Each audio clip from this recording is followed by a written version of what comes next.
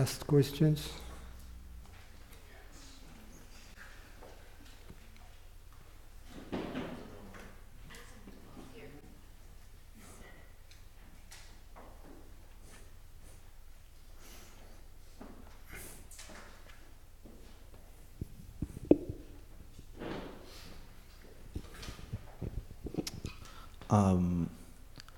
I've noticed that the sense of localization when I'm in the presence of like inanimate objects or even like animals and stuff like that,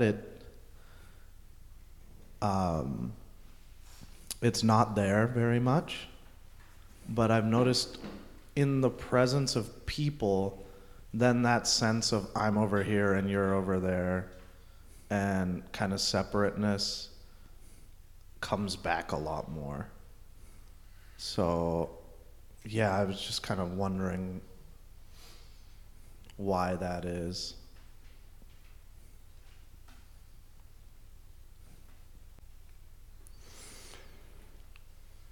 I think it's because in general, because people believe to be objects, human bodies, and human bodies are localized in space, they see us as such a human body localized in space, and then through some kind of osmosis, we see ourselves the way they see us.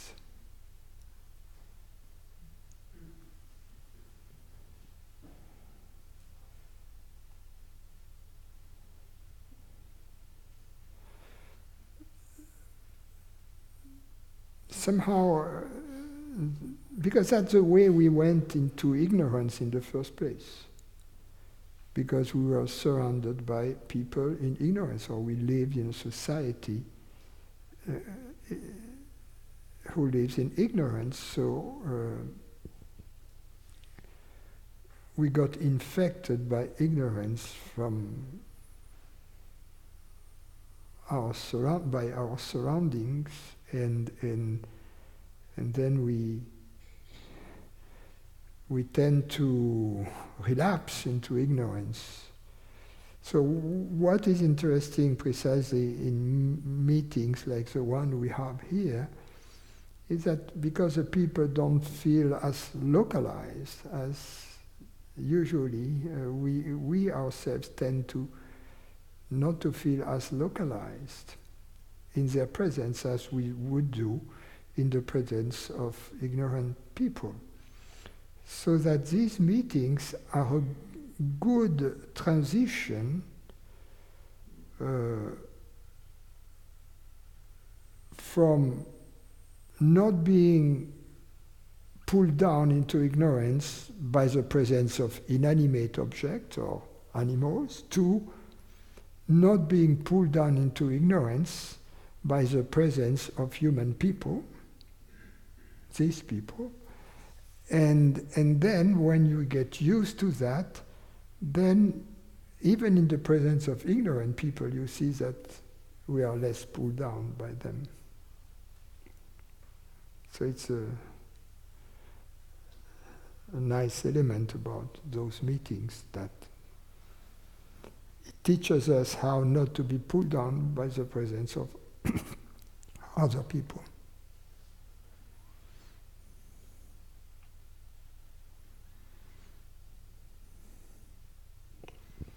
Remember to see the consciousness in all beings and all beings in consciousness and all beings as consciousness. To see everything as consciousness. Not to be pulled down or separate into separation. But that's a very common symptoms. It's not a problem. It's something that eventually disappears over time. For instance, that which goes along with that is that we are indifferent to judgment of other people about us.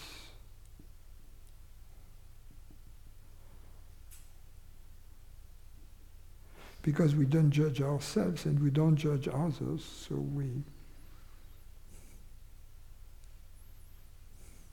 there is this old saying that goes, if you don't want to be judged, don't judge, right?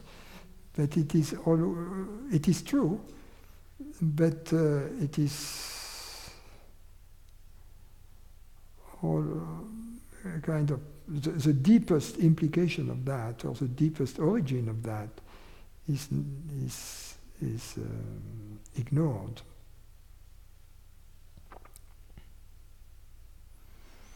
The deepest explanation for that is that we are one.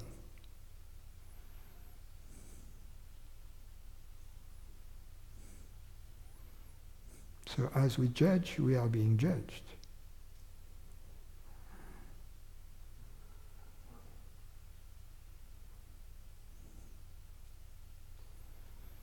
Judging and being judged are not distinct, they are the same. They are two sides of the same coin, if you will. The one who judges and the one who is being judged are the same.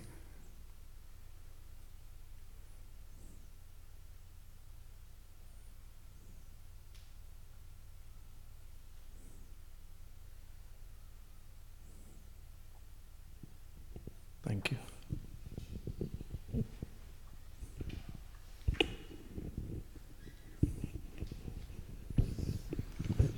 Hi, Francis. I have I want to ask a question. Yeah. The desire.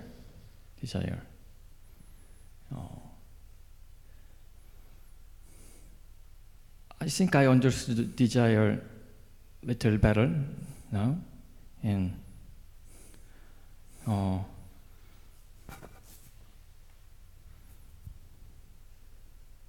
because I judged when I was desire to asking question like that, if it involves some kind of uncomfortable sensation, I'm doing wrong, let's slow down. But it slowed down for a while and then popping up, so it was not working very well. So I could see the sensation associated with desire. I could see it more objectively. So, and then it applies to the, I think, other desire too. When I desire some object, it involves some sensation, but I don't give that. I give that less value than before, and often it downgraded to just movement or energy, desire, and it's just play for a while, and then but the desire, that energy, that movement is just very active sometimes. But I still go back to the desire for freedom. I still couldn't. It's very difficult to resist to. I want to ask a question. I think about it, and it's difficult to resist. And okay. What do you mean it's difficult to resist? I don't understand what you mean. To resist. Yeah. Resist. Yeah. So it has. So I cannot stop it. But what? Okay. Yeah. But which desire is difficult to resist? Desire to asking question or think about the. Why would you resist the desire to ask a question? Yeah. I mean the I'm register. just asking a question. Yeah. The register is just use the word. I don't have to register. I don't have to register. But my question is Okay. My question is. Okay, desire for freedom is the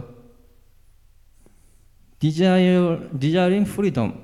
I desire freedom, so I go away from myself. I go away from myself because I desire for freedom. But what I desire is always myself. Oh, I desiring myself. And What is the question?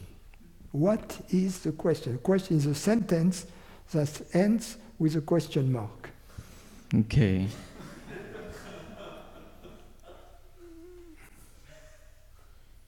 If my desire is desiring for myself freedom, desire for freedom is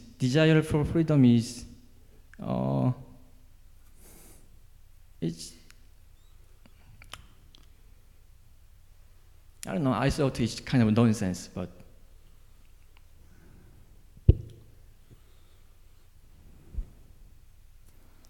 I don't see a question. I'm sorry. What is a question? A question, as I said, is a sentence that ends with a question mark. yeah. My question was Okay, what is the question? I need to understand. You see, if I don't understand, I cannot answer. Yes.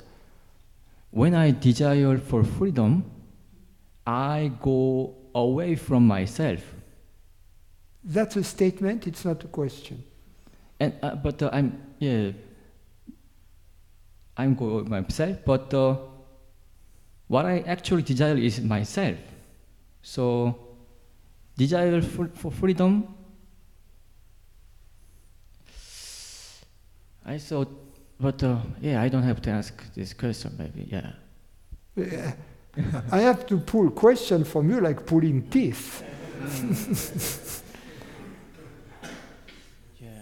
You see, you have to understand that I need to understand what your question is. Okay.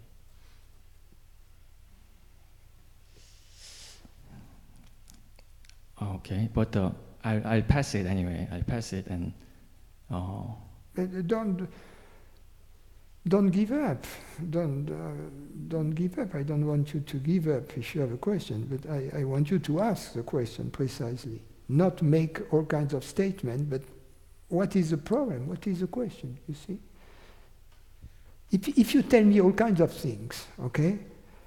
You make all kinds of statements. You tell me this and this and this and that. But I am listening to that, and I am wondering, what is the problem? What does he want to know? Because you don't ask for something you want to know, or you don't make the statement, this is a problem I am having. You see, so I don't know what to say.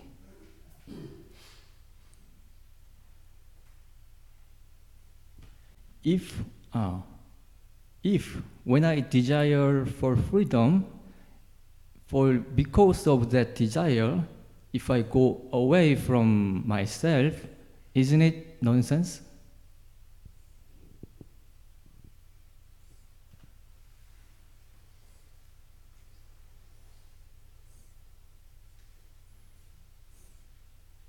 No, ignorance, you mean? Isn't it ignorance? That's what you mean?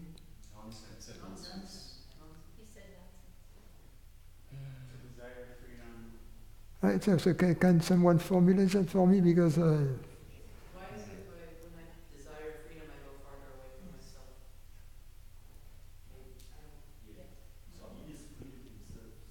You said desire. When you say about desire, I said desire for freedom originates from freedom.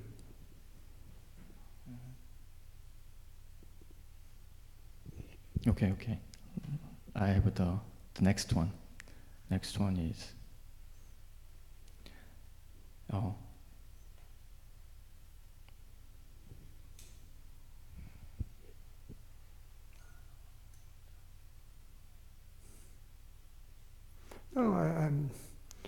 let's stay with this one. We cannot move like that, leaving unfinished work behind. I don't like that. And I don't see.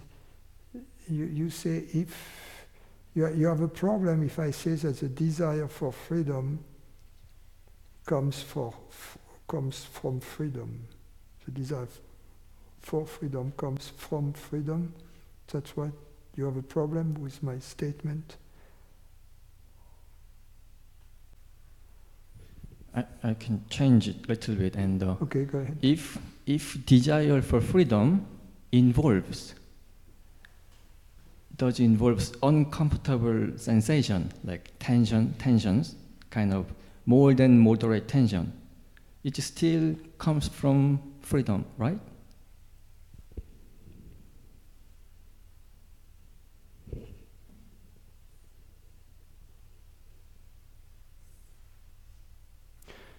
No, if there is unpleasantness, the desire is the desire for a pleasant state. So,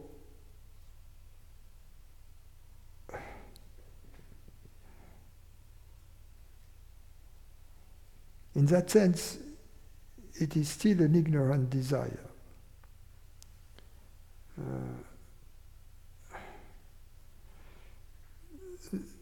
The desire for freedom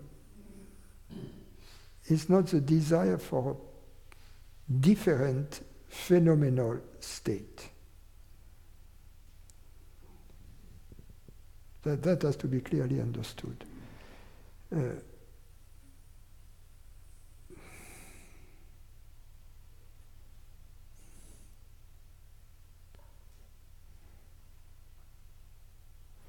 For instance, someone may have heard somewhere about enlightenment and have heard that there are people who are very happy because they have got this prize of enlightenment. Okay? And then this person says, okay, I want that too. Right? I want that too. This desire is not desire for freedom. It's desire for a so-called enlightenment state that they attribute to people. So if they have it, I want to have it too. You see, that's the basis for envy, kind of. And envy only perpetuates the belief that I am a separate person. A lot of politicians, for instance, pander to envy in people. That's a basic tool to get elected. Envy, because they pander to ignorance. It's a very powerful engine because they connect to the energy of desire and to the energy of ignorance. So, what we are talking about here is something that has nothing to do, let's say, with our body-mind and with its comfort.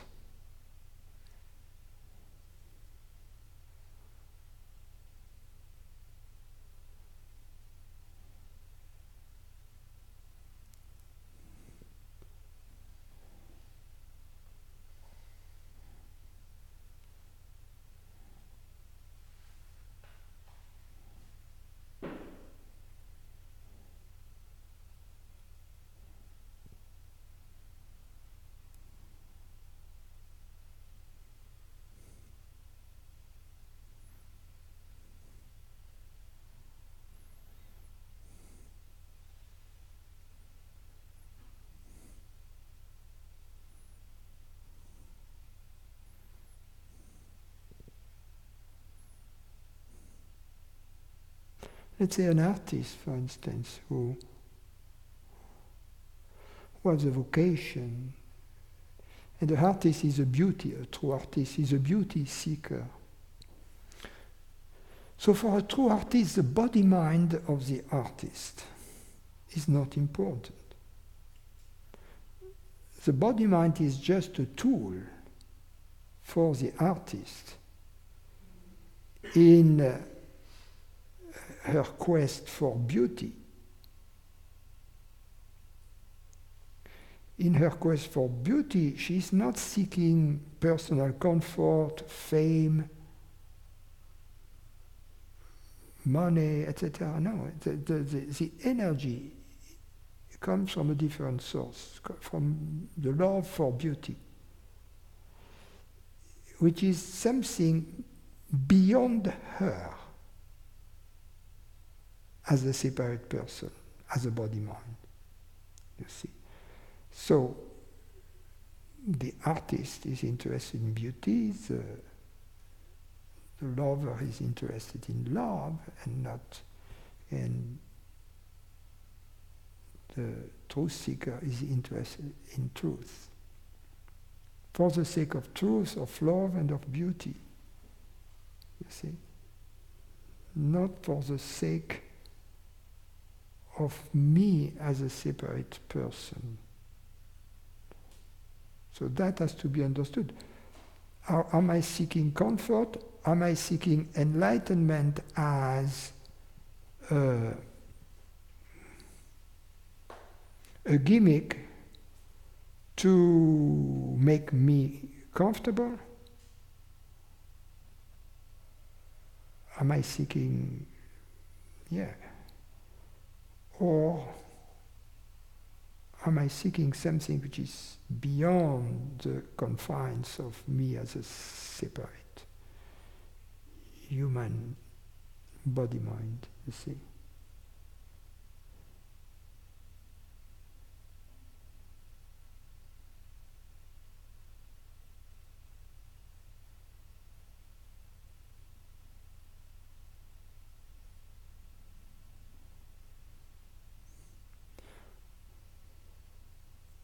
The crucial moment is when we are open to the possibility that consciousness is universal and not human and separate.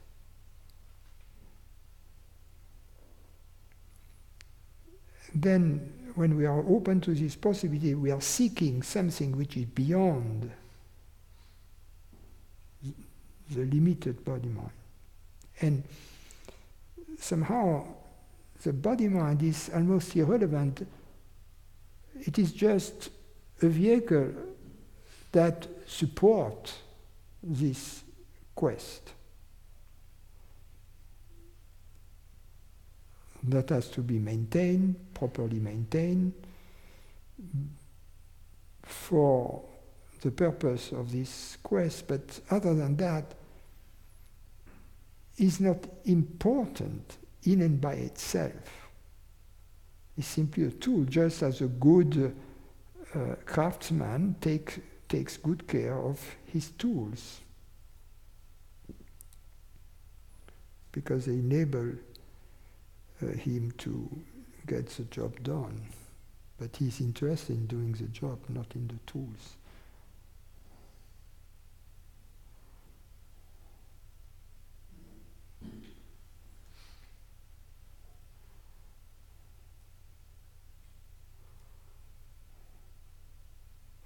And that is what we have to discover also, is that the peace we seek has to be causeless, meaning that it cannot be attributed to an object or an event.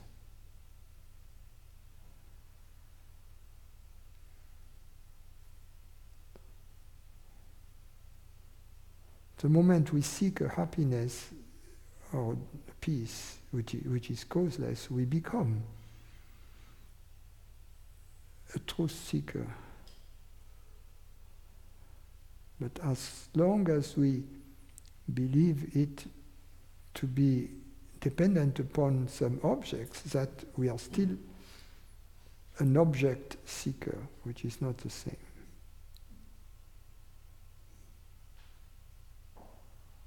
I'm not saying you are an object seeker, you are not. But you need clarity in your mind about what it is that you're seeking. Because then you will understand that the desire for truth comes from truth.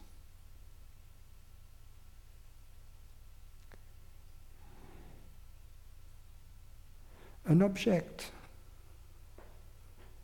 cannot desire truth. A body-mind cannot desire truth.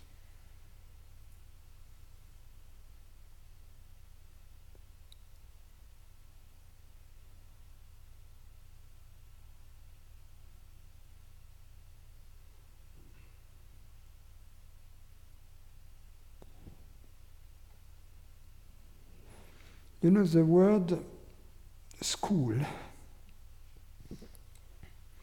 has an interesting etymology. It comes from, and it shows how unfortunately in our culture, what schools have become. Because it comes from a Greek word, skole. And skole meant the time which is available, which is free. It means free time, basically. It means the time, you need time to sleep, to rest. And in the old day, you need time to work, to cultivate food or to take care of the sheep and to make cheese, I don't know. But, right? To sustain the body. And then you had time left. And this time left, skole, that's a school. Isn't it beautiful? So schools should be the exercise of our freedom, in fact, and we have made it just the opposite. It's chores and making us servants of whatever, of corporations and states. So the reason I'm saying that is that it shows a division between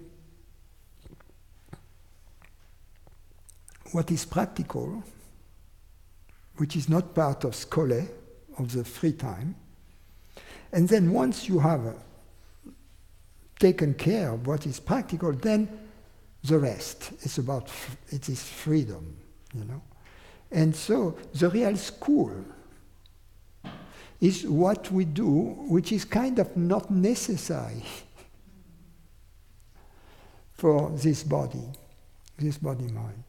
And seeking the truth is not necessary for the body-mind. But it is that which you do when you have taken care of business, so to speak, and that's what you do with your freedom. Yes, what you do with your freedom is to seek freedom and to celebrate freedom and to enjoy freedom. So when I'm seeking freedom, I'm happily seek freedom. When we truly seek freedom because it comes from freedom, we are happy. There is already an element of joy, an element of enthusiasm, an element of interest that we are doing what we want to be doing. There is something extremely gratifying when we are where we want to be, doing exactly what we want to be doing. Often people are uncomfortable because they feel I'm not where I want to be, and I'm not doing what I want to be doing. So it's very important at every moment to decide, of course, given the context, okay, I'm working because I need to work. It's not part of my skole, right? It is not part of my time of freedom. But in this time of freedom, am I really where I want to be doing what I want to be doing? That's a good question. Thank you.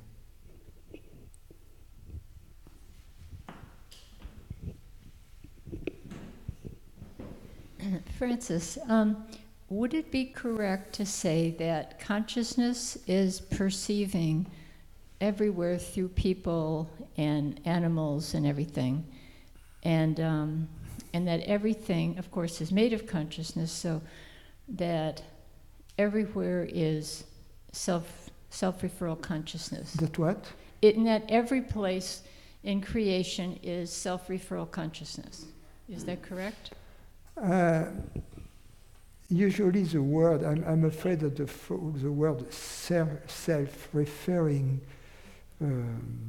that you use of it doesn't correspond with the kosher use of the word.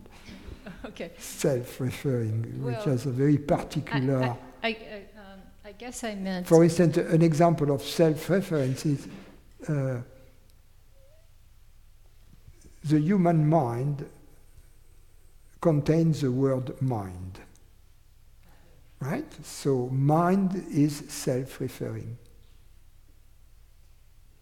Well, how would you describe, just say everything is consciousness? Is that what you would say?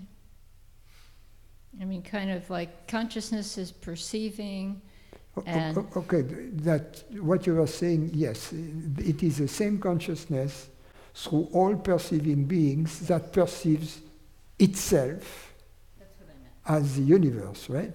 That's yes, what I meant, yes. yeah. It is the universe ultimately as consciousness, or reality as consciousness, perceiving itself, reality, as a universe. Okay, and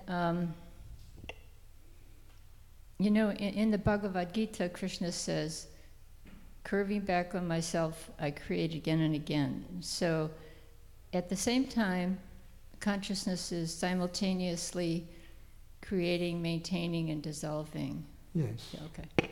Yes.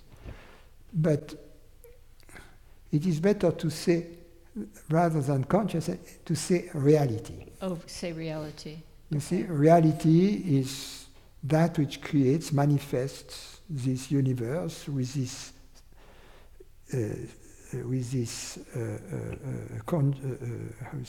sentient beings in it, and the sentiency in these beings known as mind, right? So it is the same reality that creates all of that.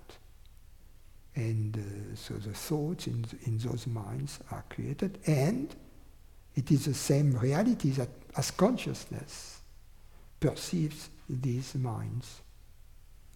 Because remember that I define consciousness as a reality that perceives.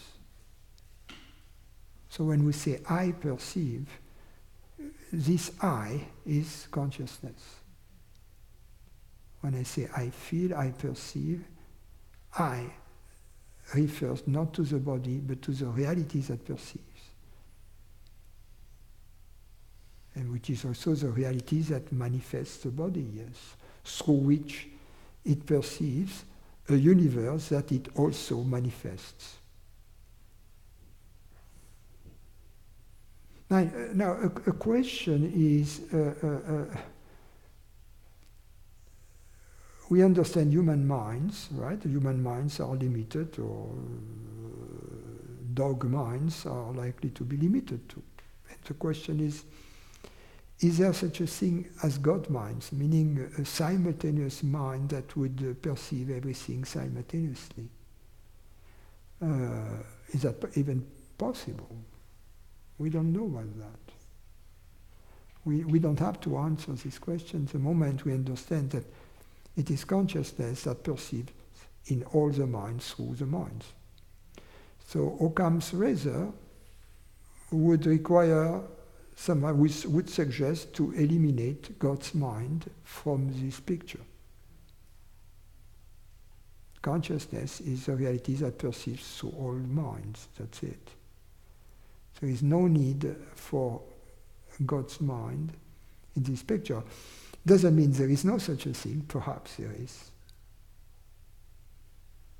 But perhaps God's mind is simply the aggregate of all human minds, and of all human and animals and little grey habitants of different dimensions and universes, yes.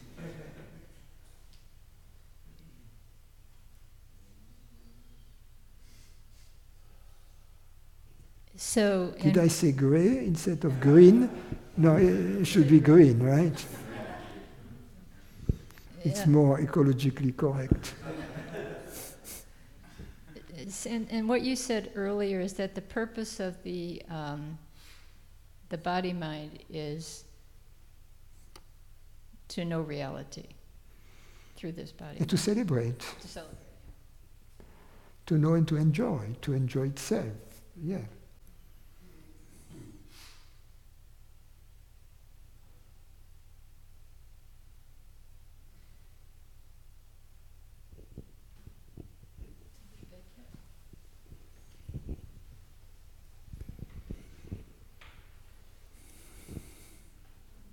What we have to understand is that the beginning of time is not in time.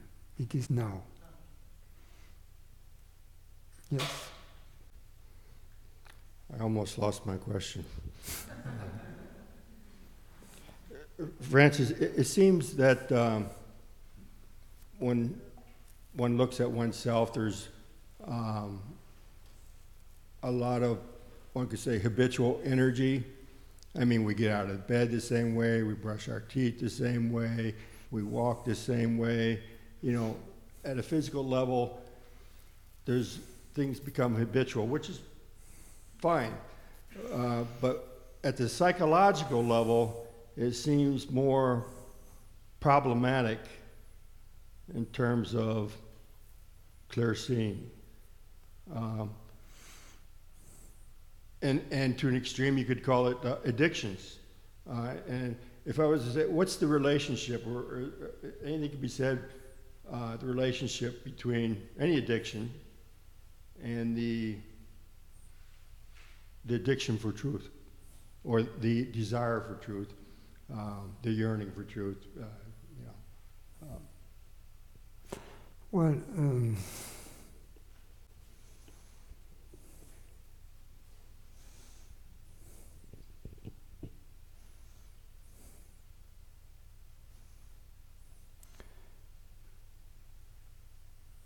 Well, there are different types of addictions, and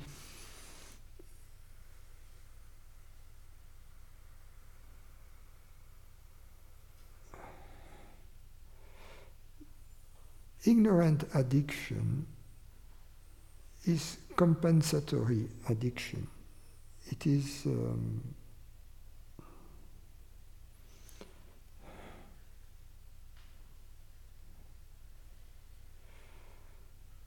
doing something, it's an avoidance of the sense of lack. So you want to, it is seeking happiness in an object, in sensations, either physical sensations or more intellectual sensations. So it's an avoidance. Now there is another type of addiction that is simply habit.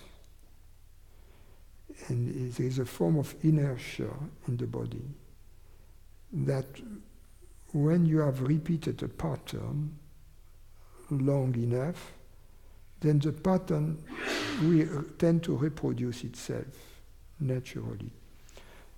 A small subset of this habitual addiction have to do with chemical addiction.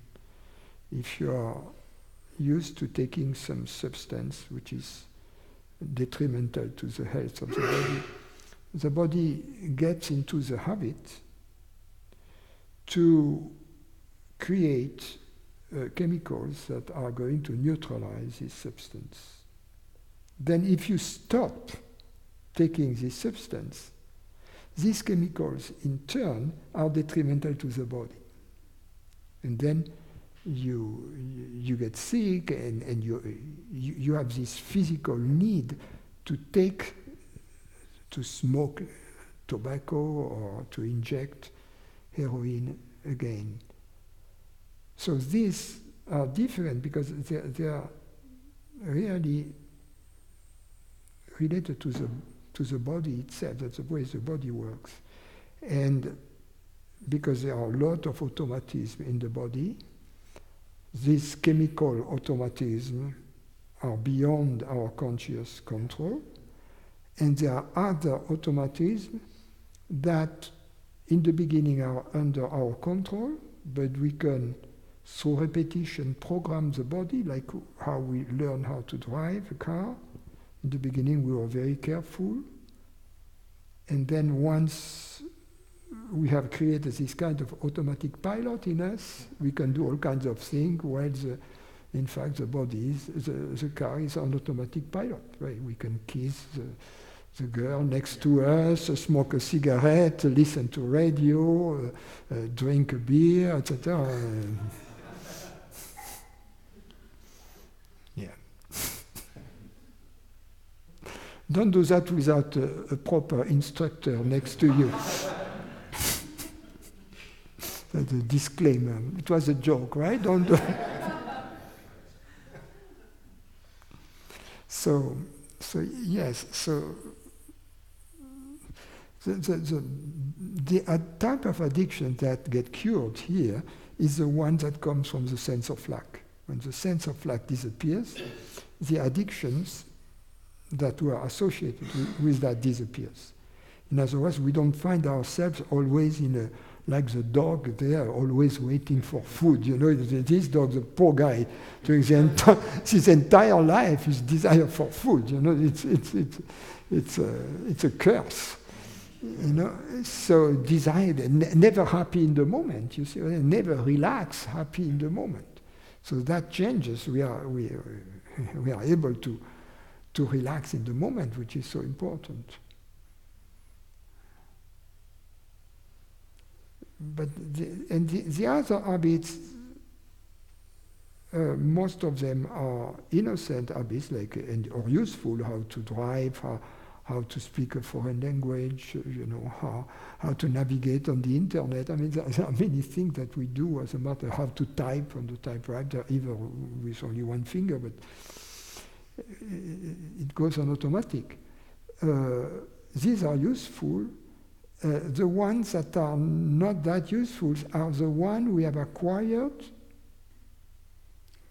when we were in ignorance, and that are closely related to ignorance, because ignorance has also contributed to create some habits in us, both at the intellectual level and at the physical level.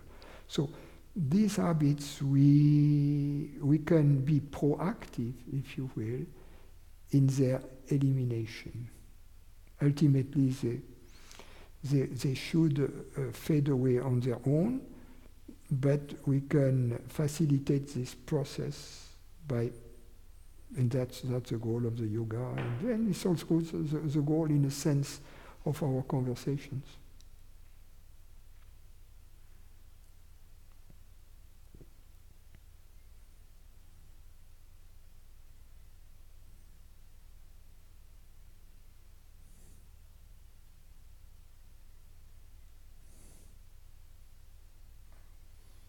But ultimately, the beauty is that something remains. When all has been said and done, something remains that cannot be said and done. And that's what we have. That's what we have here. You see, and you cannot put the finger on it. It's there, but we cannot have an explanation for everything. You know, I wonder every time, you know, I'm open every time we have a new meeting like that that it won't happen for some reason. It always happens. You see, I'm open that it wouldn't happen. I don't know. And it always happens.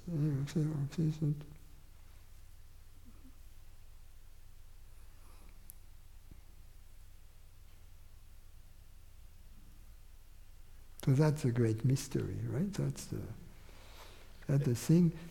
The guru pretends he can explain everything, and only to say at the end of the day, of the retreat, you know what?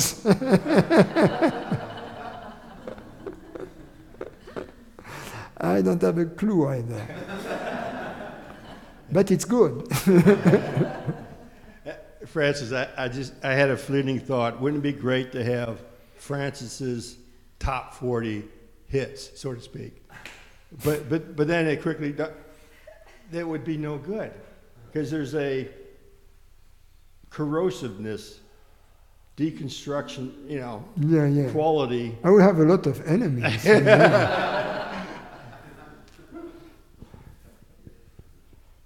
Already, I've offended all the Democrats and all the Republicans. So they always want me out of the picture because, so already that's almost 90% of America. I don't know about the independents though.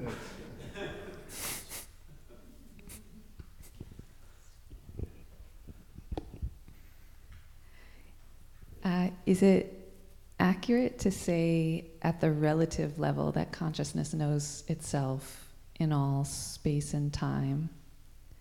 Knows itself? Knows itself as itself in all space and time, that it doesn't need a body-mind to know itself. Yes, but if there is no body-mind as it knows itself, there is no space and time either. Oh. If there is no body-mind, there is no space. Because no body-mind means no perceptions. No phenomenal perception. Okay, so this so is if there is no phenomenal perception, there is no time there, you see, and there is no space either. Both space and time require at least events. So this is the second piece of the question. So does it need a body-mind to experience its creation in time and space? Or what is the body-mind an instrument for exactly, is sort of the question. But it's for this, right now. Yeah. And we cannot preclude other forms of, it's not only human body minds. We cannot preclude other forms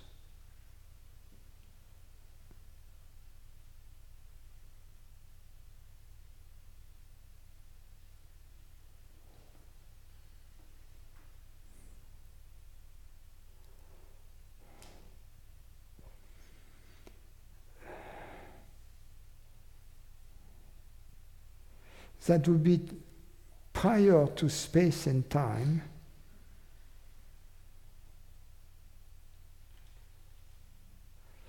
but that would be nevertheless forms in that sense that they would be distinctive. In other words, to give you an example, the example is it relates to Platonism.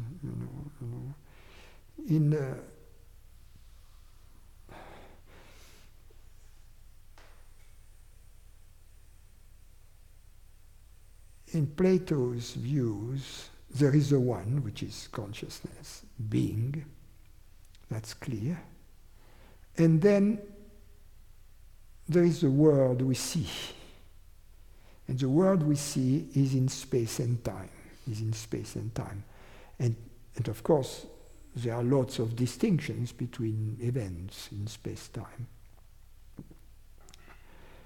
But in Plato's view, between these two, between the one, reality, consciousness, and the world that we see, in space and time. That includes actually both the minds, right? The minds and the physical world, whatever that means. Between these two, there is the world of ideas. See, Plato's intellect, but the world of ideas, the verb.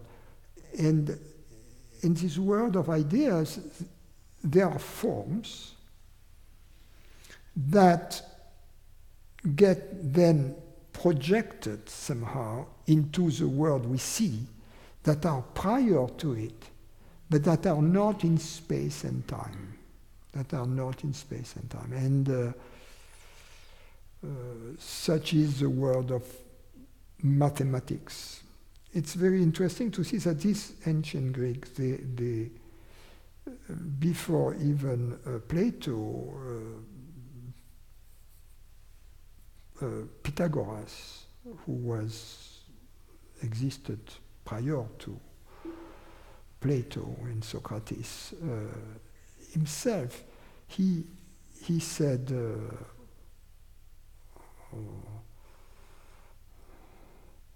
O theos ae geometrei, meaning the God always geometrizes. So he saw that the God that creates the universe first creates the mathematics, the mathematical ideas, and then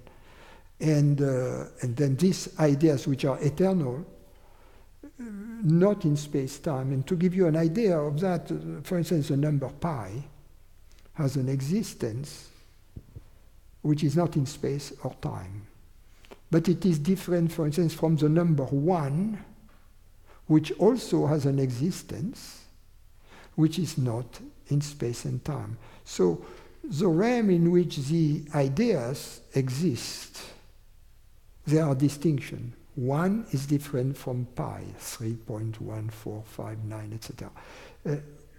There are distinctions, but they are neither in space nor in time. So there is an intermediary possibility of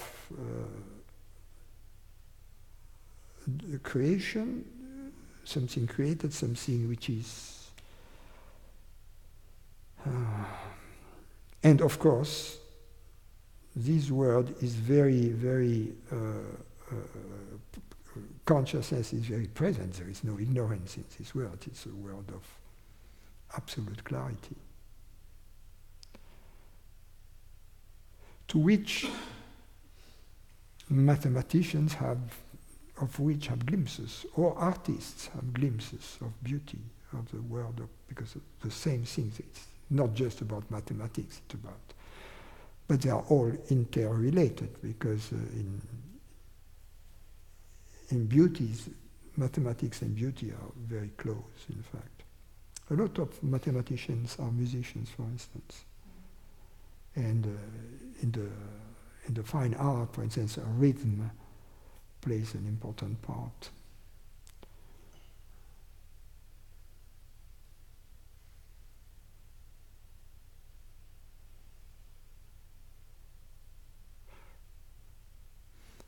So going back to what I was trying to answer is to be open to the possibility, because we are talking about space and time. And space and time is part of this world here, the mind world and the physical world, of an intermediary realm or other realms in which there is no space-time, which is prior to space-time, but in which there are still different forms, there's still differentiation.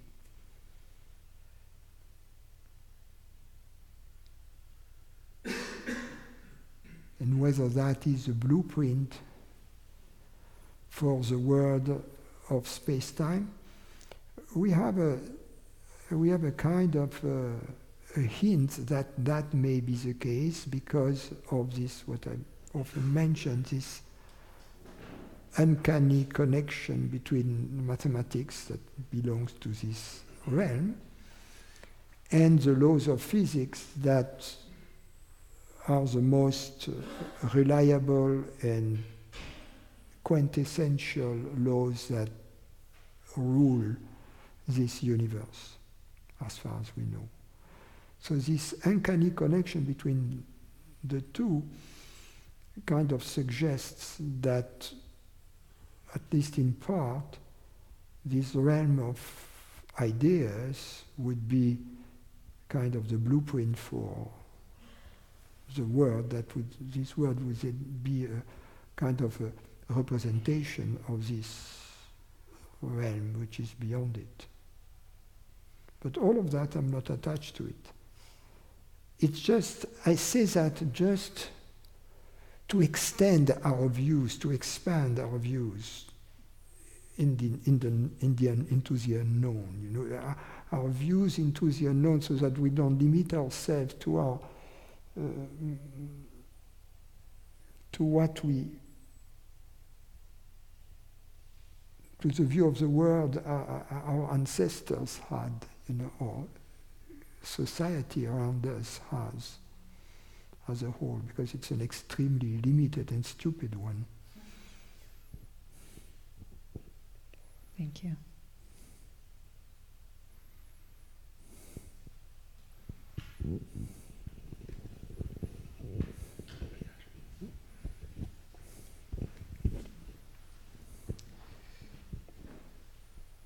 Francis, just on the... excuse me, one second. About that. When you think about the view of the world that bankers have, if you had the choice between having the view of the world of bankers or the view of the world of artists, which one would you choose? Unfortunately, in their lives, most people are bankers instead of artists. That's a problem. Yeah, go ahead. Just for fun, I wanted to check with you.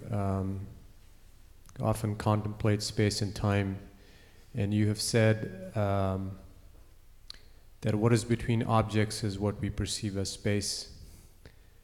And I run this thought experiment: if there were no objects, I wouldn't be perceiving space as how I perceive it. So there is no space in that sense, like a direct perception of space. And same with time.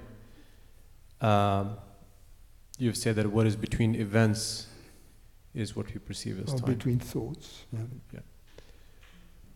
So not to sound reductionist, but because objects themselves are events themselves, could one say that time is more primary than space? We could say that in an idealist perspective, definitely. But what I mean by idealist perspective is one that denies the independent existence of an external physical world, a physical world that would exist independently from its perception through minds. Then in this case, there is no world out there. There are only perceptions, and perceptions are thought-like. They are not matter-like, they are thought-like. And therefore, the interval between two perceptions is time, time-like. I don't want to use time-like because that's a term which is reserved for relativity theory. But the interval between two perceptions is time. So then time would be primeval. Space would be an ulterior made an ulterior appearance through the interpretation of sense perceptions. Time would be a more direct experience as the interval between two perceptions. But then, in fact, this interval between two perceptions turns out to be consciousness. So the interval between two perceptions is consciousness. On the other hand, if there is a world existing out there, independently from minds, which is what is called the realist perspective versus the idealist perspective. In the realist perspective, then there is a physical space, and there is a chronological time out there. But the physical space then, or the physical space-time to be more precise, is made of the reality. You see, so if reality equals consciousness, then in this case, in a non-dual perspective, then the true nature of space-time is going to be consciousness also. So in both cases, it boils down to the same. Whatever is there between two events in either of those perspectives is always consciousness.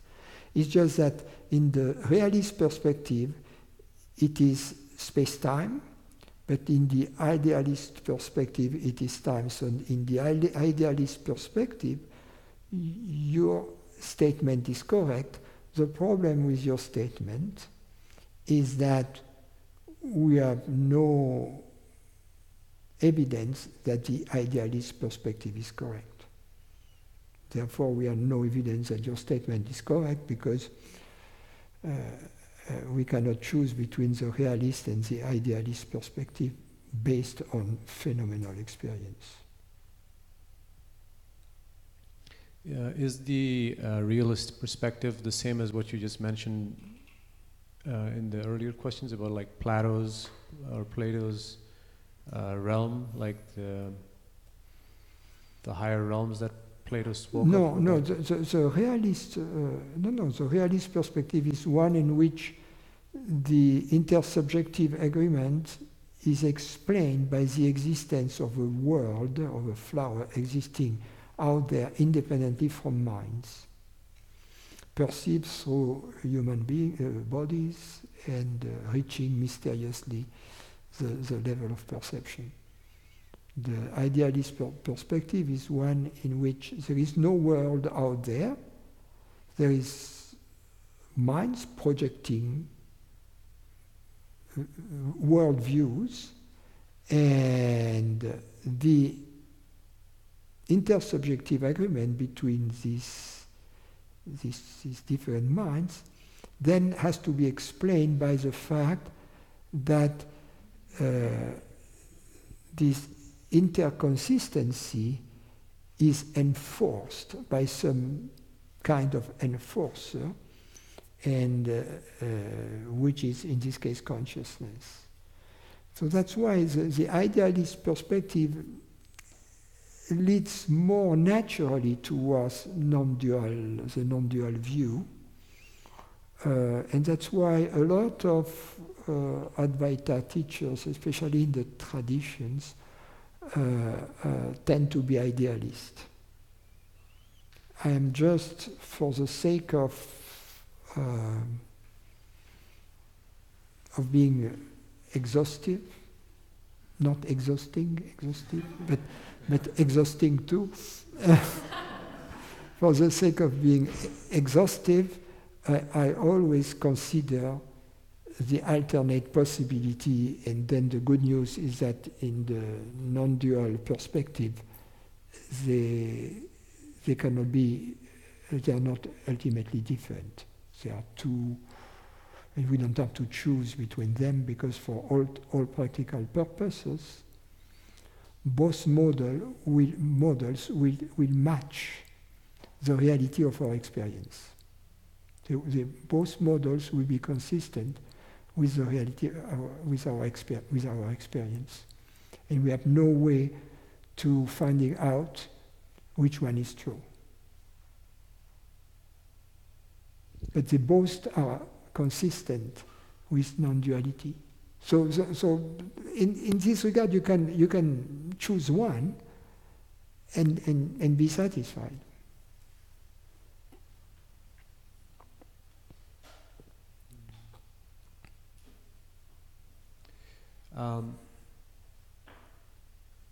Another thought that I had about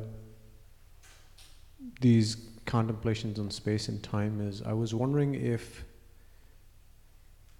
if there is a way to contemplate these, or there's a further contemplation on these which actually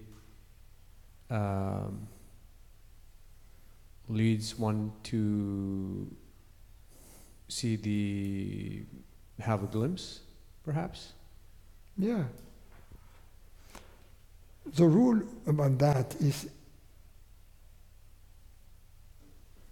if you enjoy doing it, do it. You see, it's part of the celebration.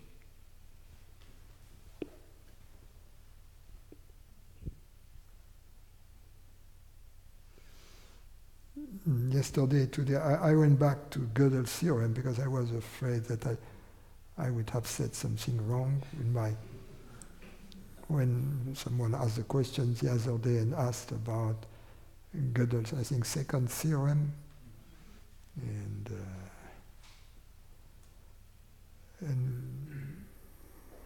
what I said was correct, that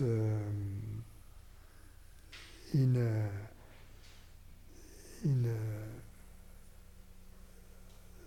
system that would be consistent with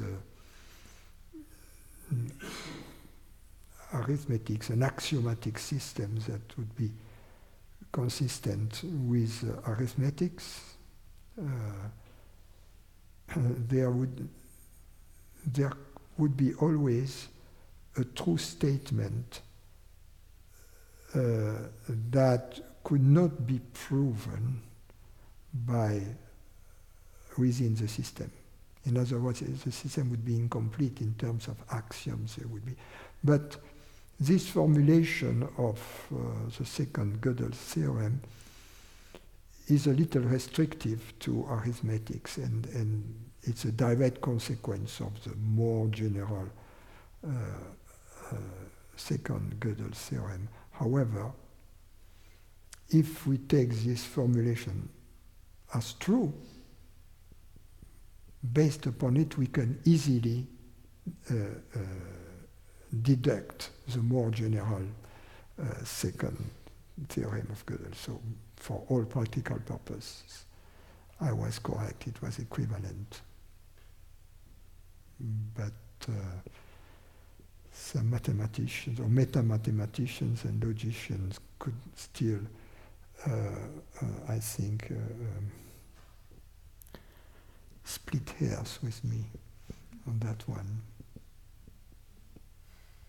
Thank you.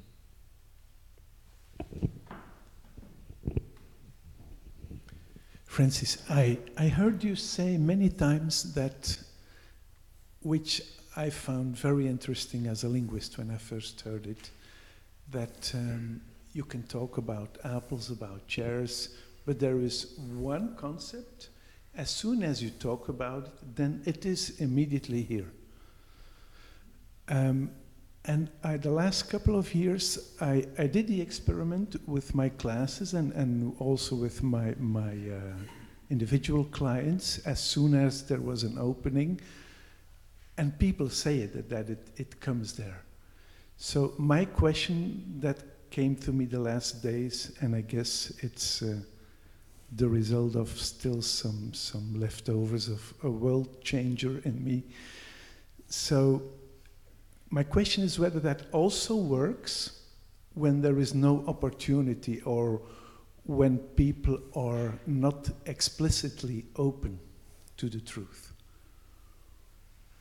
I think you will, if you make this statement, it will fly above their head or enter one ear and go out through the next ear. Yeah, because, okay, but because it requires some interest to understand that. Okay, yeah. Otherwise, you can't frame it, or. For those who are not familiar with what Joost was referring to,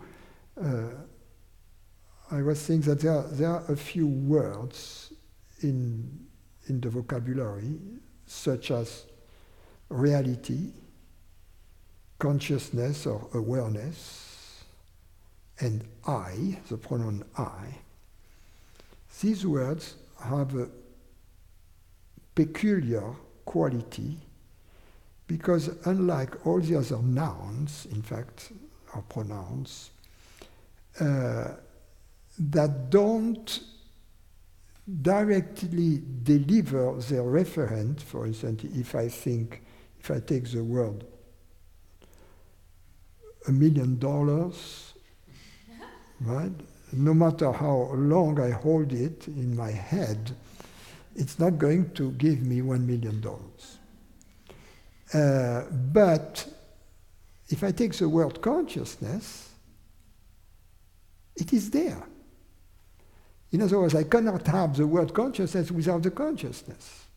Same thing with the word reality. I cannot have the word reality without the reality that sustains it. And I cannot have the word I without being there to have the word I, right? So I can have the word $1 million without the $1 million. That's a big difference, right?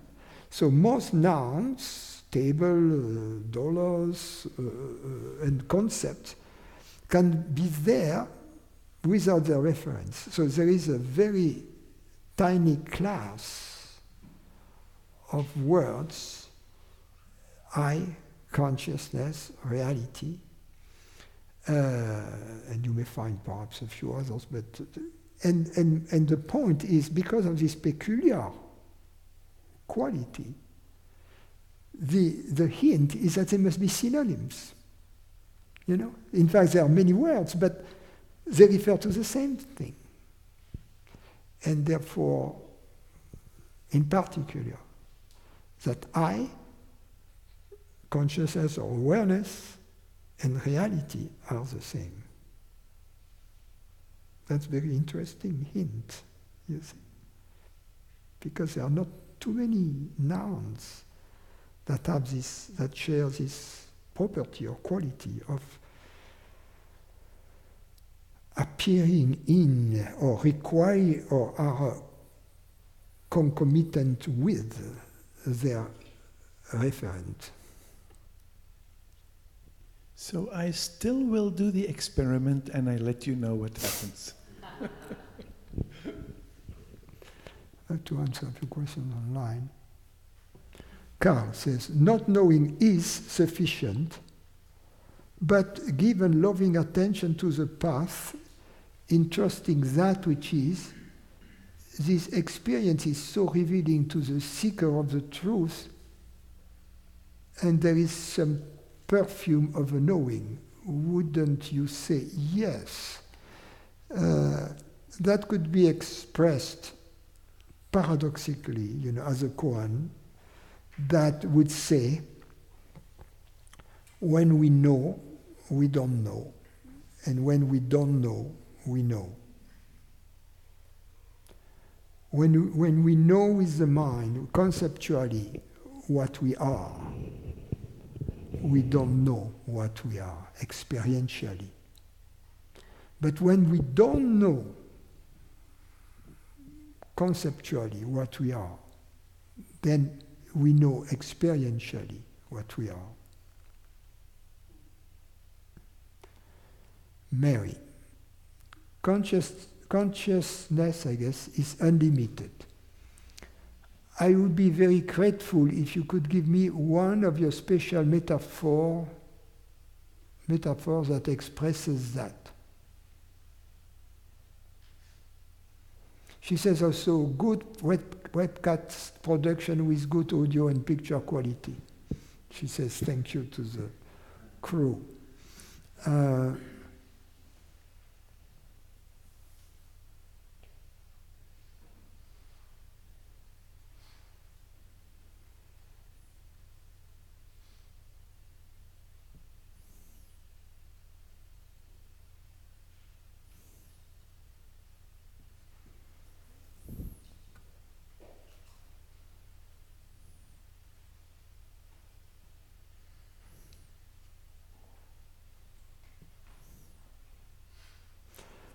You see, for instance, consciousness unlimited, infinite, unlimited,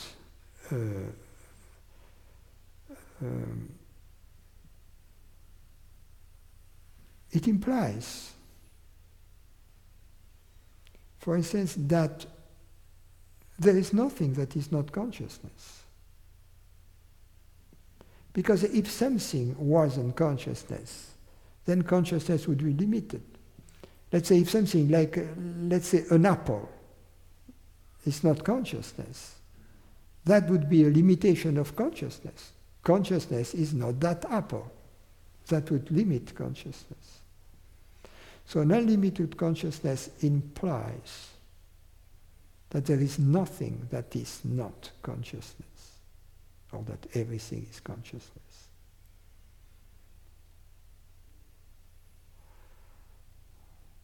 That is not a metaphor. I'm sorry, but that's what came. Luciana. This is a summary of what I understood of reality so far. You know, it reminds of this book that I saw in an airport, what man can understand about women. And so I didn't buy the book, but I tried to peruse it, and it was made of white pages.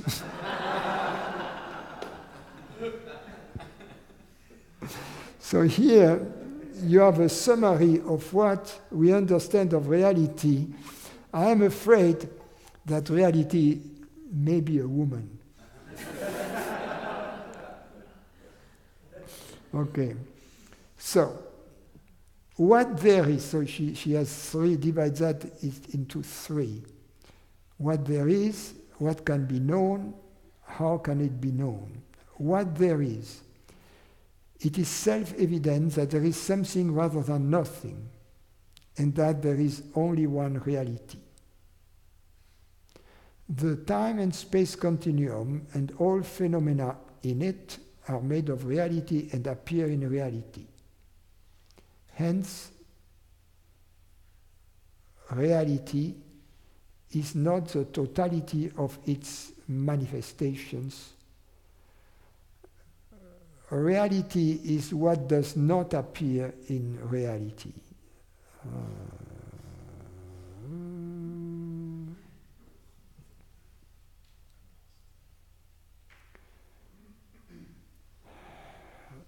I would have to correct that. Reality is what does not phenomenally appear in reality.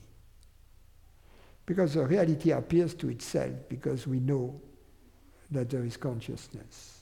So reality appears to itself, and if it appears to itself, it appears in reality. So reality in that sense is that which appears also in reality. But reality is what does not phenomenally appear in reality, yes. But on the other hand, even that is wrong, because that which phenomenally appears in reality is reality itself. So I have a problem with your formulation, reality is what does not appear in reality. Okay.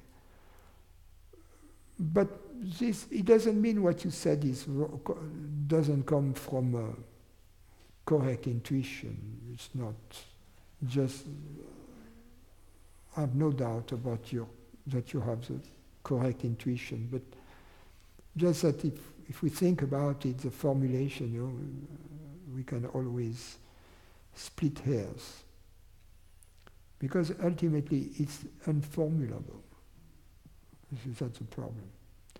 It can be transmitted, it can be shared, but it's very hard to formulate, and that's what you're trying to do. Number two, what can be known, where knowing equals experiencing. Only reality can know itself, and it knows itself causelessly. Reality that experiences itself as if it were its manifestations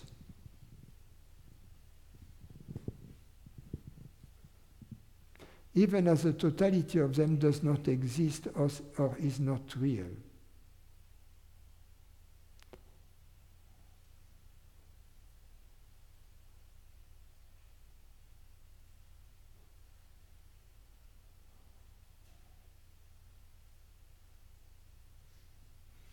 Reality is that experiences itself as if it were its manifestation, meaning as if it were phenomenal only, does not exist. Yeah, I would agree with that if you say reality that experiences itself only as if it were its manifestations is not real. That's true. Therefore, doesn't exist. Hence, manifestations are real if and only if they are experienced as unreal.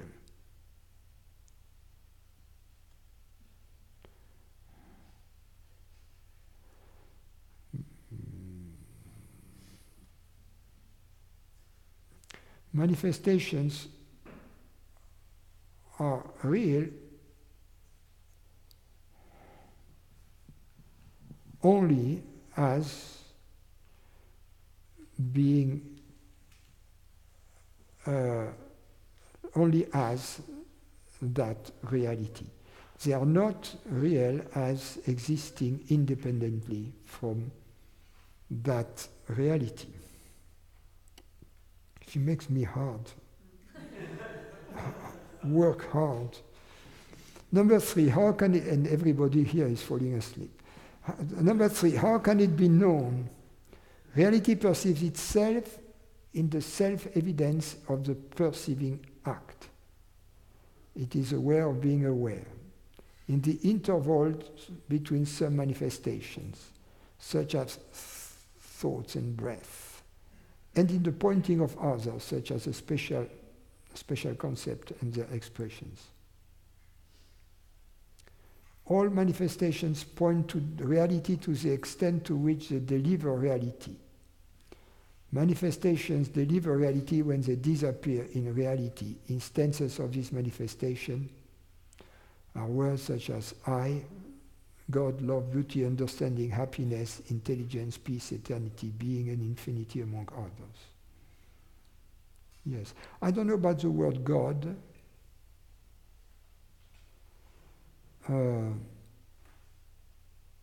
The word understanding is a good one. Consciousness.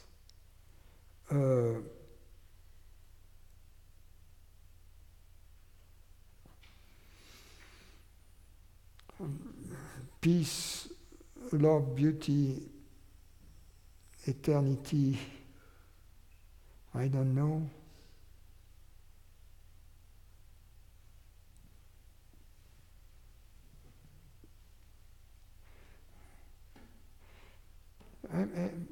I think you have too many of those words. Among those, I would say, I would pick I.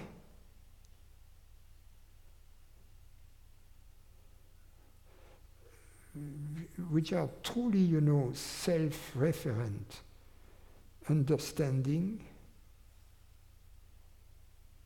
reality, and I would add the consciousness. I'm not sure I would keep God, love, beauty, happiness, peace, eternity, and even infinity as self-referent. Not sure. I would have to think more about it, but right off the bat, I would prefer the ones I mentioned. Because it's obvious that the word I appears in me, that the word consciousness appears in consciousness, and that the word reality appears in reality. However, I'm not sure that the word happiness, for instance, appears in happiness. I mean, when I say I'm not sure, that for everybody, that is clear. Conning. What is difficult for me to understand is that ignorance also comes from consciousness. Is that part of the play? Yes. If we speak of correcting or giving to the space, we mean giving back ignorant thoughts to consciousness, but as there is only consciousness, it is more a sort of resolving? Is it our mind that wants to keep the ignorance state? But our mind cannot think? Okay, Connie, let me try to explain to you how it is that we choose ignorance.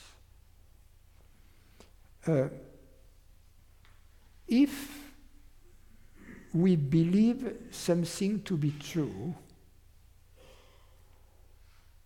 without any evidence of that truth, without any evidence of that truth, it means that we choose this belief out of our freedom, right? That's the first thing to understand. If we choose to believe in something, in the total absence of evidence that this something is true, then this choice we make, this belief, is simply the exercise of our freedom, our choice, because there is no compelling evidence whatsoever. The fact that we are not compelled by evidence means we are free. Free equals not compelled. So, because ignorance is the belief that consciousness is limited and separate. Because there is no evidence that that is the case. If we choose to believe that way, we simply are exercising our freedom.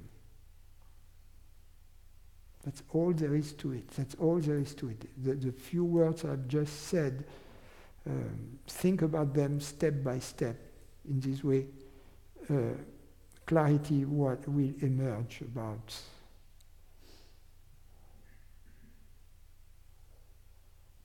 these questions that we choose. What I mean when I say that we choose ignorance. The fact that there is no evidence that consciousness is limited. And so we are free. We are free to believe one way or to believe the other way. And in particular, the correct attitude is not to believe either way, and to be not knowing. And that's the enlightened attitude. Okay, folks, it's like in Dirty Rotten Scoundrel. At the end, she says, it's been great fun with you. You know, these few days I spent with, these few dollars, it's been great fun. So it's been great fun. It's been very childlike, very sweet, and thank you. It was beautiful. Good winds.